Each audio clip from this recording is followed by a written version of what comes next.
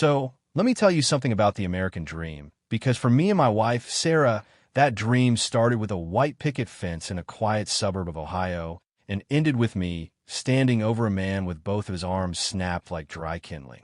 People always ask me if I regret it, if I think I went too far, but when you see the person you love most in this world holding her face, shaking like a leaf while some power-tripping sociopath smirks at her, something inside your DNA just takes over.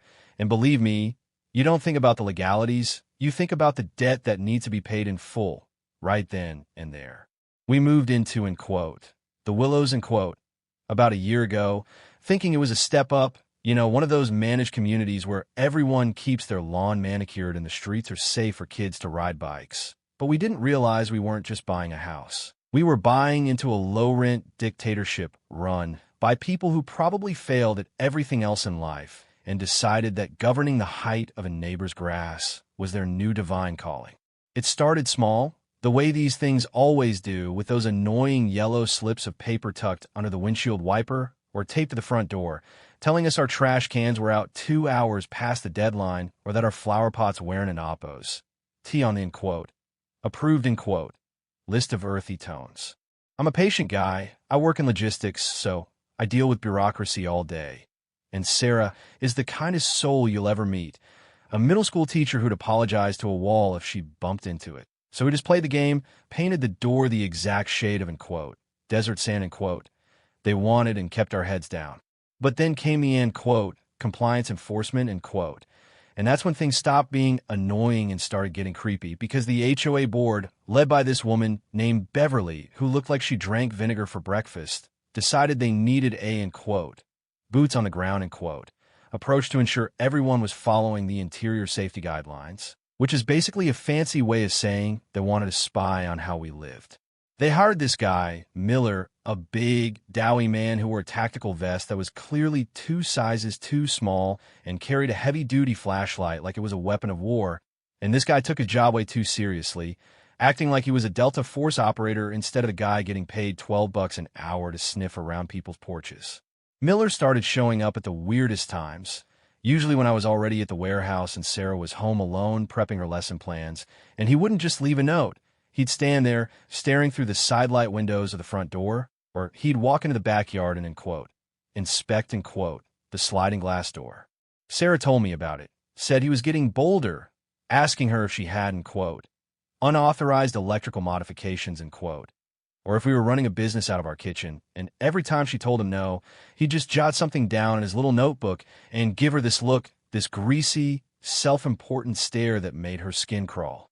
I tried to catch him a few times, but the guy was like a cockroach. He'd disappear the moment my truck pulled into the driveway, and when I called Beverly to complain, she just gave me this cold, rehearsed line about how, in quote, compliance is mandatory for the safety of the collective community, in quote, and that Mr. Miller was a, in quote, highly vetted professional, in quote, professional my ass. The guy looked like he'd been kicked out of every mall security job in the tri-state area, but since he had the HOA logo pinned to his chest, he thought he was untouchable, like he was the sheriff of a town that didn't end oppos to exist. The tension just kept building for weeks, like a rubber band being stretched until it turns white, and I could see it wearing on Sarah. She stopped sitting on the porch to read. She started double-checking the locks at noon, and she'd jump every time the mailman dropped a heavy package. I told her, in quote, honey, next time he shows up, don an oppos. To even talk to him, just call me and I and oppos. LL come home, in quote, but she's independent. She didn't in oppos. Do you want to bother me at work over a, in quote, neighborhood pest, in quote. And that's the thing about people like Miller, they prey on the polite. They feed on the fact that most people are too well-bred to tell a man in a uniform to go to hell. Then came that Tuesday morning, a day that started out so normal I can still remember the smell of the coffee and the way the sun was hitting the oak tree in the front yard. I was in the garage, working on a custom bookshelf I'd been building for Sarah, with the radio playing low and the smell of sawdust in the air, feeling like everything was finally right with the world. Sarah went out to the front garden to pull some weeds and water the hydrangeas, just a simple 5-minute chore. But that's when I heard it, the sound of a car, doors slamming, and that heavy, rhythmic thud of combat boots on the pavement. I didn't in oppos. Think much of it at first. Figured it was a delivery. But then I heard voices sharp and jagged, cutting through the morning quiet, and I recognized that nasally, condescending tone of Miller's. He was back, and he sounded pissed. I started to put my tools down, wiping my hands on a rag. But then I heard Sarah's voice, and it wasn't an Oppo's. Her and quote, teacher voice and quote. It was high-pitched, laced with a genuine fear that hit me right in the gut. She was telling him to leave, telling him that he had no right to be on our property without a warrant or a board member present. Miller's voice boomed back, and quote, "You're in violation of Article 4, Section 2, and I have the authority to conduct a visual inspection of the premises to ensure no hazardous materials are being stored," end quote. And I could hear him moving closer to her, his shadow probably looming over her like a dark cloud. I stepped out of the garage, rounding the corner of the house, just as Sarah said, and quote, "Get your hand off my arm, you and Oppo's re-hurting me," end quote. And then it happened, that sound, that sickening wet crack of a hand meeting flesh, a sound that I will hear in my nightmares for the rest of my life. I saw her head snap back, her body reeling from the force of the blow, and Miller, this pathetic excuse for a man, was standing there with his chest puffed out, looking down at her like she was a disobedient child he'd just corrected. He actually had the audacity to say, and quote, "Resistance to an officer is a finable offense, Mrs. Thompson," end quote, while my wife was clutching her cheek, her eyes filling with tears of shock and pain. Everything went silent for a second. You know that feeling when the world just stops and all the color drains out of it until everything is just red? That's where I was. I didn't in Oppo's. T scream, I didn't in Oppo's. T yell and quote, "Hey," and quote. I just moved. It felt like I was watching myself from the ceiling, watching this version of me, a man who'd never even been in a bar fight, turn into something ancient and violent. I was on him before he could even turn his head, my hand clamping onto the front of that stupid tactical vest and slamming him back against the brick pillar of our porch with a force that made the light fixture rattle above us. He gasped, the air leaving his lungs in a pathetic little wheeze, and for a split second, I saw the shift in his eyes, the moment the end quote, enforcement officer end quote, died and the coward underneath realized he'd just made a fatal mistake. End quote. "You just hit my wife," end quote, I said, and my voice sounded like it was coming from the bottom of a well, cold and hollow. And Miller, even then, tried to play the part. He tried to reach for the radio on his shoulder, stammering about, end quote, assaulting a community representative, end quote. I didn't in Oppo's. T given the chance to finish, I drove my forearm into his throat, pinning him there, and I could feel his pulse racing, frantic and erratic under my skin. He tried to push me off, his hands clawing at my arms, and he barked out, end quote, "I'm entering the house to document the assault. Move aside, or I'll have you evicted," end quote. And that was it, the final straw, the idea that he thought he could still walk through my front door after what he'd done. I grabbed his right wrist, the one he'd used to hit her, and I didn't in Oppo's. To even hesitate, I twisted it behind his back and shoved it upward toward his shoulder blades with every ounce of rage I'd been bottling up for months. The pop was loud, like a dry branch snapping in the woods, and Miller let out a scream that probably woke up people 3 streets over, his knees hitting the concrete so hard I thought they'd shatter too. But I wasn't Oppo's.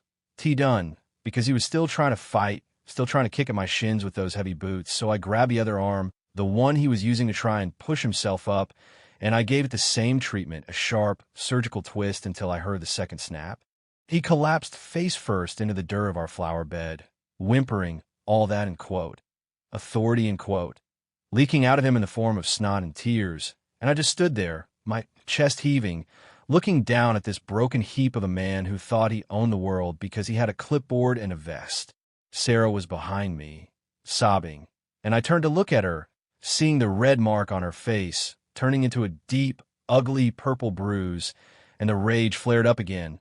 But I forced myself to breathe, forced myself to stay right there, because the street was already coming alive.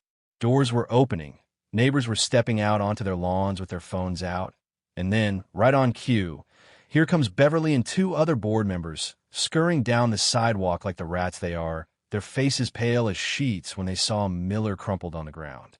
Beverly started shrieking, and quote, "What have you done? You've murdered him. We're calling the police. You're going to jail for the rest of your life," end quote. and she was waving her hands around like a maniac, but she wouldn't and oppose. T come within 10 feet of me. I just pointed at the Ring camera above the door and said, and quote, call them. Call the police, call the National Guard, call whoever you want, because every single second of what you're in officer in oppose, just did is recorded in 4K, including the part where he assaulted my wife on her own property. End quote. The look on her face changed then from outrage to a flickering, desperate kind of fear because she knew exactly what kind of monster she'd unleashed and that the liability was about to come crashing down on her head.